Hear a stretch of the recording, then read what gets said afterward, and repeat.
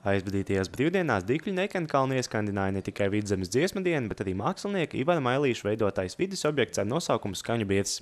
Māksliniekam šī nav pirmā sadarbības reize ar Dikļiem un Kocēnu novadu, jo viņš ir autors arī Nekenkalnā esošajām sidraba birzīm. Mākslinieks Ivars Mailīts jau mums piesaistījās pagājušā gadā, kad ar savu sidraba birzs koncepciju, kas tad ir gan viena birzs, kas ir atceļot pie mums no Rīgas, tā ir otrā pusē upītē, un šī birzs, ko mēs izveidojam arī pēc mākslinieka projektā, ir speciāli Dikļiem būvēt.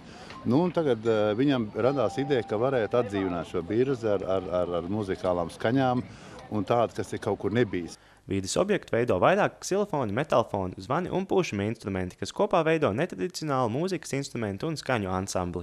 Tieši šeit, sidraba birzī, kura bija iepriekšos dziesmu svētku tas centrālais simbols, kuram ir lepns, ka es to varēju arī šeit izlikt. Tas man tomēr tā patīkami. Mēs turpinājām to projektu un mēģinām izveidot, un mēs noteikti izveidosim stāstu par skaņu, par skaņas rašanos, un ne tikai skaņu, bet par vēsturi, kas ir šeit.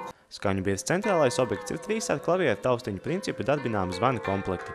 Te veidoti pēc mākslinieka paša dizaina, kas apvieno šos abus mūzikas instrumentus. Nekas jau nav tās pašas klavieru āmurīši, kas tur augšā. Tie paši klavieru āmurīši ir. Vai viņi sit pa koku, vai pa metālu, vai pa stīgu, vai pa lūk skaņu jau sāk kaut kas skanēt. Ja?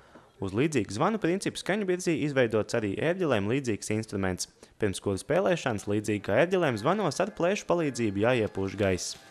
Mākslinieks Ivars Mailīts stāsta, ka zvani kā mūzikas instrumenti Latvijā ir salīdzinoši sveši. Latviešu cilvēkiem pateikt, ka vienkārši cauruli ir zvans. Ja? Nu, tas gandrīz ir nereāli, bet viņus sauc par zvaniem un viņus arī spēlē kā zvanus.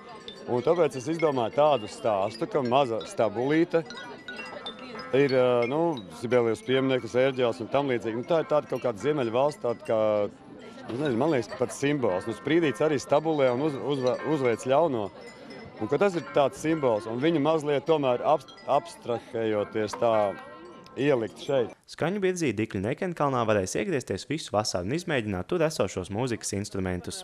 Devums mums būs gan novadam, gan pagastam tas, ka piesaistīs ekskursantus, interesantus Dikļu pagastam, Kocēnu novadam. Es domāju, bērniem sākoties septembrī skolas laikam, tas būs interesanti, ka mūzikas instruments nevis spēlē tikai zālēs, telpās, ja, bet atnākt šeit un katram, gan tas ir mazākam bērndārs bērnam ar savām mazajām rociņām, gan lielākajiem skolas bērniem, izmēģināt, kā tas ir spēlēt instrumentus brīvajā dabā. Skaņu birzs atklāšana bija kā tests mākslinieka radītajiem mūzikas instrumentiem, un pats mākslinieks sola, ka atgriezīsies Dikļu Nekenkalnā, lai skaņu birzi vēl uzlabotu, papildinātu un radītu pilnīgu saskaņu starp dabu un mūziku. Kā jau katra lieta, kas ir pirmo reizi, viņa top ļoti sarežģīta un garā procesā. Es pieļauju, ka varbūt arī kaut kāds aizķeršanās un kaut kāds nebūšanas, bet tāpēc mēs esam, lai to ieviestu un novērstu kļūdas, un mēs varētu izmantot šo objektu katrs, kurš atnāk. Šāds vides objekts kā Dikļu Nekenkalna skaņu birzs ieinteresē kā mazus, tā arī lielus, un papildina jau tā skaisto dabas koncerta zāli ar vien jauniem elementiem.